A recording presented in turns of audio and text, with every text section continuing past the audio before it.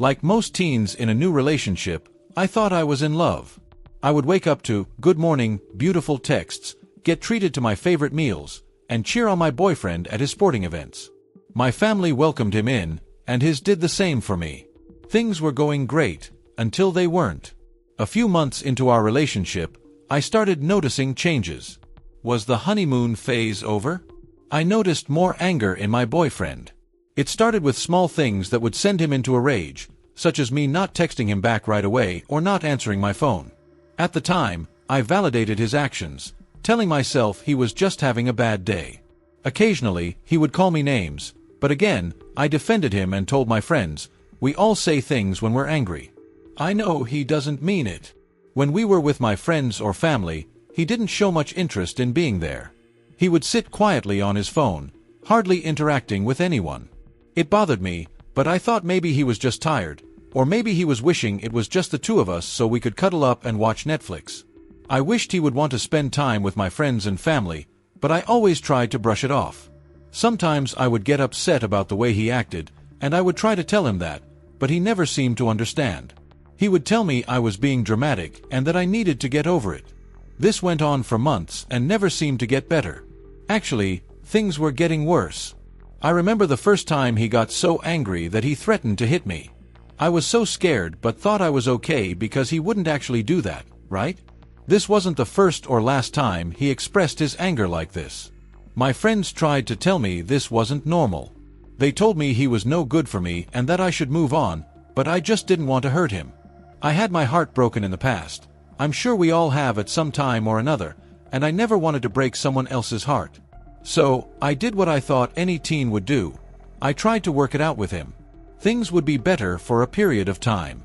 We would be happy again, laughing, enjoying each other's company, and just having fun. But then something would happen that would make him angry again. Eventually, the empty threats weren't so empty. I had been shoved. I had been punched. I had even been bitten. I couldn't understand why he would do that to someone he loved. And I knew it was time to end things. The tragic events we will explore in this video took place in 2020 in Abington, Pennsylvania. Morgan McCaffery was only 18 years old. She had her whole life ahead of her. When Morgan was a child, her mom, Kathleen McCaffery, adopted her from Guatemala and sought to provide her with a better life.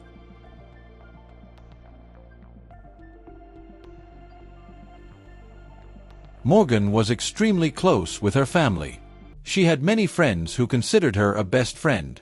Morgan graduated from Nazareth Academy High School and was starting classes in dentistry at Manor College. She was very excited about her future, but most of all, she was excited to share it with her boyfriend, Gilbert Newton III. They had been dating for about a year when Morgan was accepted into college. Unfortunately, Morgan never got the chance to share her college memories with Gilbert, because something terrible soon happened.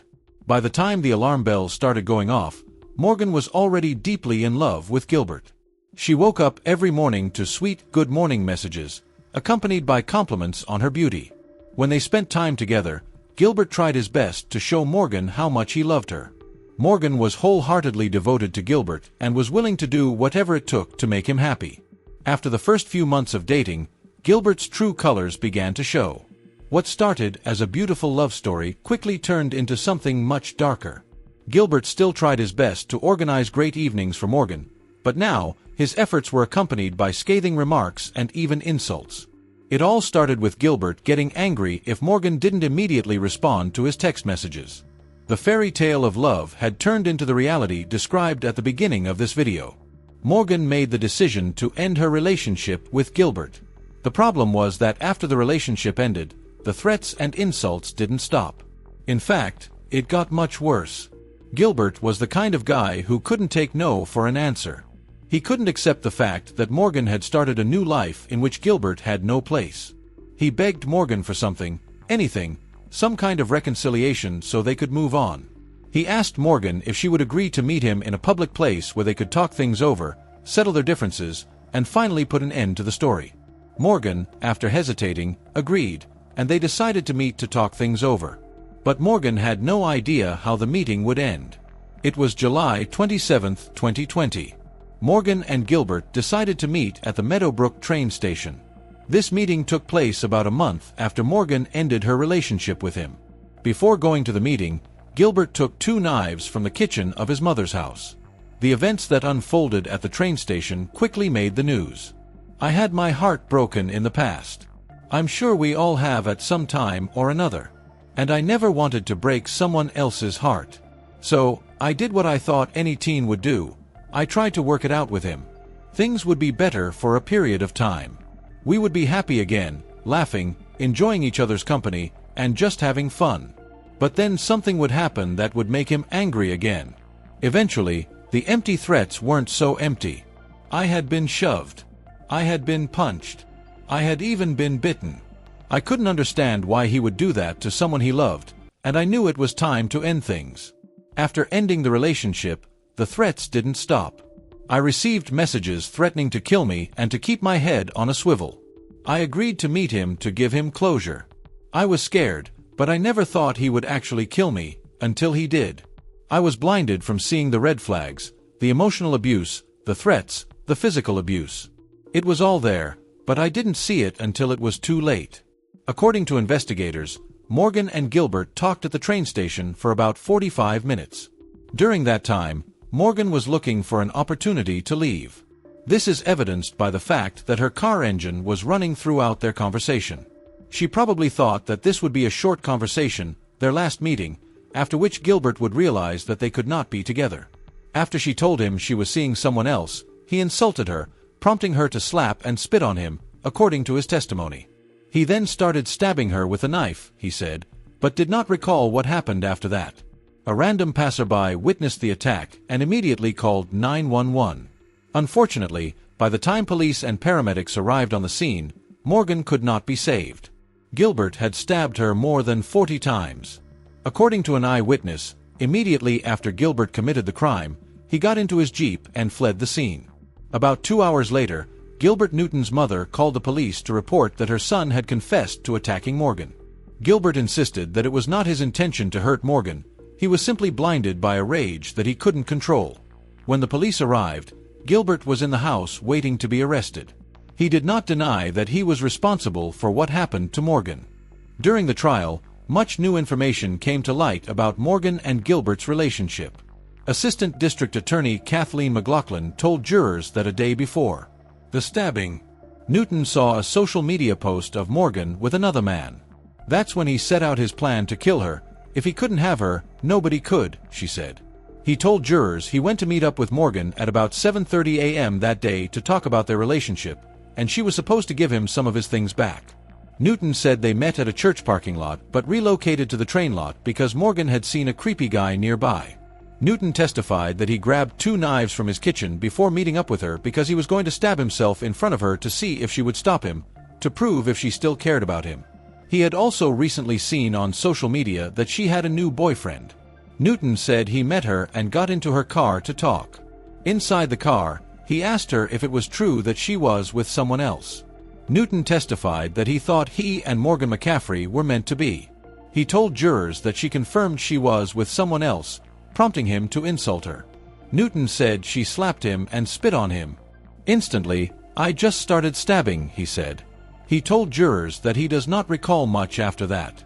The next thing he remembered was that he drove to a friend's house but did not go inside the home. Newton testified that he did not intend to kill Morgan McCaffery. County Detective William Mitchell showed jurors a series of text messages that Newton had exchanged with Morgan McCaffery, as well as with his relatives and friends. The messages dated back to about a month before the homicide, which was around the time Newton and Morgan McCaffery had split up. In a series of text messages over several days in that roughly month-long period, he repeatedly tried to get back together with her and would often send insulting messages when it didn't appear to be working. According to testimony, he would also text her about how upset he was about the split. "I just want to stab you in the neck continuously," one of the texts to Morgan read. When questioned about the text messages by Assistant District Attorney Kathleen McLaughlin, Newton admitted to sending horrible messages but couldn't remember all of the things he said to Morgan McCaffery. He also said he was upset that Morgan had blocked his cell phone number and his social media accounts from contacting her. Mitchell also showed jurors text messages sent from Newton to his friends and family shortly after Morgan's death. His family urged him to come home, which he eventually did. "I killed Morgan about an hour ago," he texted his mother, according to testimony. "You had no influence over my actions," one of the texts to his mother read. "I'm really sick in the head." Newton had his head down during a large portion of Mitchell's testimony. At no time did he claim that he did not commit the crime. He only insisted that the crime was not premeditated. Charles Peruto, Newton's attorney, had urged jurors to find Newton guilty of third-degree murder instead of first-degree murder. First-degree murder means that the killing was premeditated and carries a life sentence in prison. "No one's going home after this trial," Peruto said. "We're just going to determine whether or not someday he gets out." Peruto told jurors that Newton was distraught during the incident. He noted that multiple friends and family members had testified that Newton had an excellent reputation prior to the incident. "He's acting under emotion, under the strain of his own mental problems," the defense attorney said. Newton had testified that he was upset after the two had split up. Assistant District Attorney Kathleen McLaughlin took issue with that, saying that Newton was trying to look like a victim in the case. "It's all a manipulation. It's all about him," she told jurors in her closing argument. "It's never about Morgan and what he did to her." McLaughlin showed jurors a series of text messages Newton had sent to Morgan and his mother, threatening violence to Morgan in the roughly month-long period between their breakup and her killing. In one of the texts, he threatened to stab Morgan 57 times. Newton had testified at the trial that he sent those messages, adding that he sometimes says bizarre things that don't make sense when he's upset. "He's a kid. He's an idiot kid, an immature kid," Peruto told jurors. "But a good kid with good character." Counting to 45, representing the number of fatal stab and slash wounds suffered by Morgan McCaffery, the young woman's mother dramatically confronted convicted killer Gilbert Newton III in court. "You're a monster, Gilbert Newton. You took my daughter from me. How dare you?" Kathleen McCaffery shouted directly at Newton as she ended the count during gut-wrenching testimony after Newton was convicted of first-degree murder. "You didn't just stab her. You slaughtered her. You don't know the hell I go through every day."